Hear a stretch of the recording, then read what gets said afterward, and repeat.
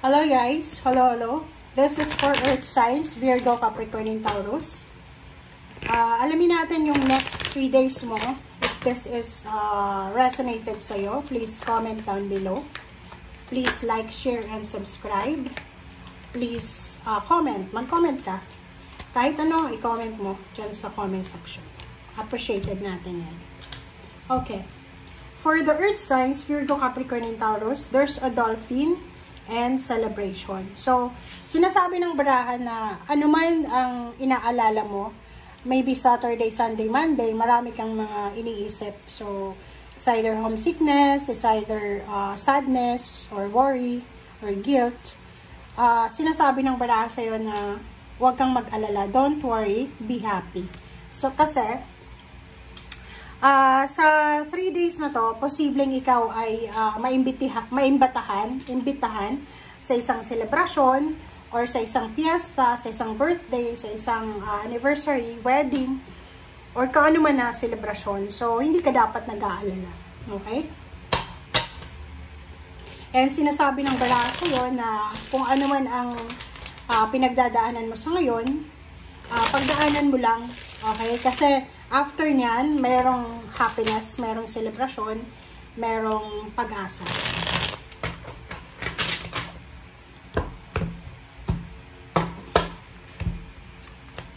Okay, 5 of Torches, Earth Signs, 4 of Swords, Ace of Swords, nakakaloka to, Ace of Pentacles, Queen of Pentacles, okay. Okay, so nakikita ko sa'yo dito. Meron ditong Earth Signs, Virgo, Capricorn, and Taurus na posibleng siya ay kasalukuyang merong pinaglalaban. It's either nag-a-apply ka ng trabaho, so medyo nahihirapan ka, medyo competitive yung panahon ngayon. Or maybe, ikaw ay makatanggap kasi Ace of Swords, this is knowledge, this is wisdom, this is communication, good news. Or maybe any news. Sinasabi ng barahan na posibleng makatanggap ka ng balita na hindi maganda. Pwedeng yung balitang ito is all about someone na alam mo na nag-away sila, like yung nanay mo, yung tatay mo, nag-away sila, mga kapatid mo, parang ganon, kapamilya, friends, or kung sino man. Sinasabi ng barahan na huwag kang makisali, okay? Excuse me. Huwag kang makikisali.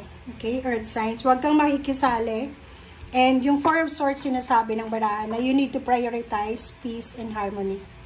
And as much as possible, if kaya mo, kung kaya mo, diba? If kaya mo na maging parang middle person sa mga nag-aaway, instead na makigulo tayo, instead na makisali.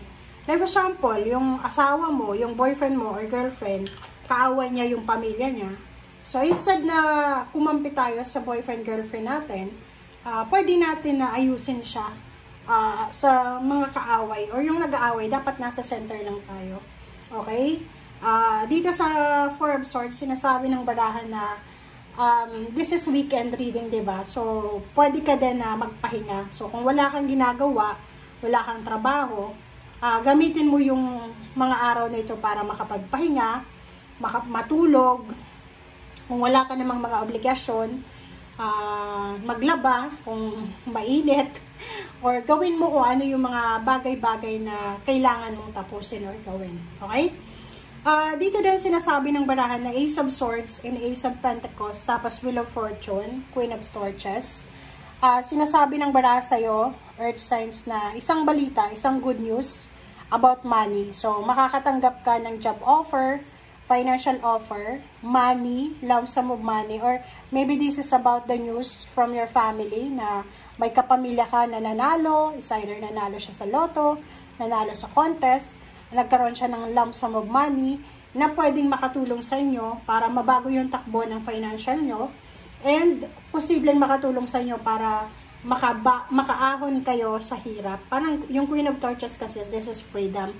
This is financial freedom. So, kung ano man to na good news na matatanggap mo about money, ito ay makakatulong sa'yo and the rest ng family mo para mabago yung takbo ng buhay mo. Okay?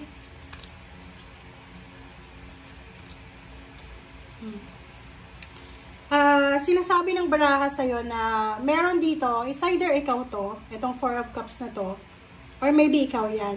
Maybe may kapamilya ka na may problema sa pera, or maybe ikaw yung may problema sa pera.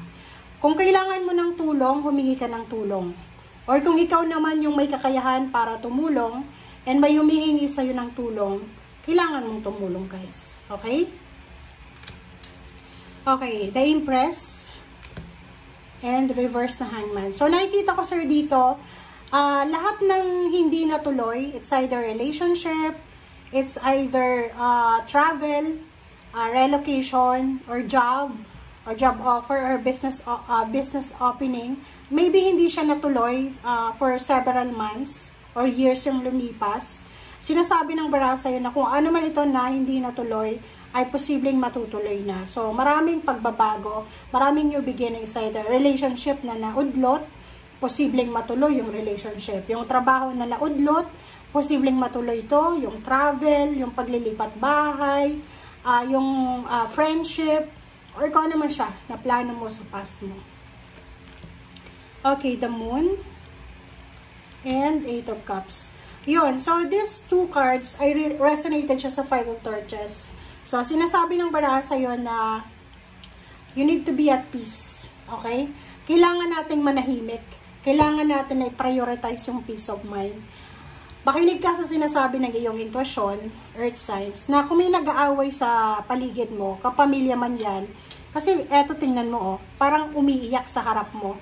Pwedeng nagvi-video call sa'yo, nagsusumbong. Kailangan wag kang maniniwala sa isang partido lamang. Okay? Or as much as possible, kung ayaw mo makialam, let go mo na lang. Yung parang wag kang makialam, i-withdraw mo yung sarili mo sa mga away gulo na yan, sa drama na yan, or depende sa'yo kung paano mo siya i-manage in a nice way or in a peaceful way. Okay? So, ito sa ilalim niya, Queen of Cups, tapos High Priestess. Makinig daw tayo sa sinasabi ng ating intuition. Nakikita ko meron kang kinakatakutan. Hindi ko alam kung bakit. Ano ba yung kinakatakutan mo? Kasi parang about relationship to eh. Maybe natatakot ka na magkahiwalay kayo ng karelasyon mo, or maybe natatakot ka para sa mga plano mo sa buhay. Like yung iba, di ba? Like feeling nyo hindi na matutupad yung pangarap nyong mag-ibang bansa, yung pangarap nyong magpatayo ng malaking bahay, yung pangarap nyong patayo ng resort, parang ganun. So, sinasabi ng baraha sa'yo dito, huwag kang matakot. Okay? Huwag kang matakot kasi mangyayari yan sa tamang panahon. Kaya nga sabi sa'yo dito, don't worry, be happy. Okay? Thank you guys. Bye!